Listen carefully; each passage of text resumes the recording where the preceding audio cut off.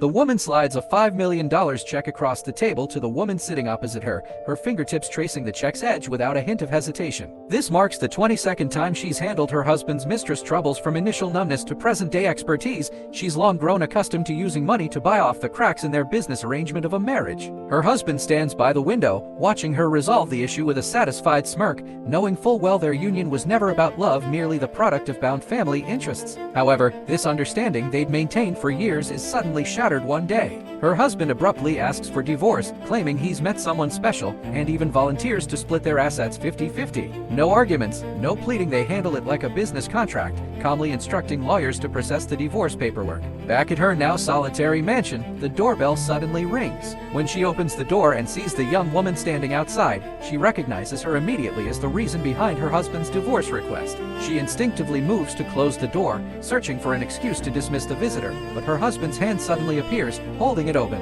He casually pulls the young woman inside, moving with such familiarity as if this were still his territory. The woman finally loses her composure, her voice trembling with suppressed rage. She points toward the entrance, emphasizing that the property now belongs solely to her and unwelcome intruders aren't allowed. Her husband nonchalantly responds that the divorce papers haven't fully taken effect, yet he still has residential rights. The young woman stands nearby, a smug smile playing on her lips, her eyes full of provocation. That evening, the young woman deliberately knocks over a water glass. Her husband rushes over and, without asking for context, harshly berates the woman, even shoving her hard to the ground during their argument. Sitting on the floor, watching the young woman's triumphant expression and her husband's cold profile, the last trace of attachment she felt toward this marriage transforms completely into icy hatred. The next morning, the woman calls her best friend. She decides to stop tolerating the situation and make her husband pay, starting with finding herself a new companion. That night, she slips into a red evening dress, applies flawless makeup, and drives her sports car to the agreed meeting spot. In the dim lighting,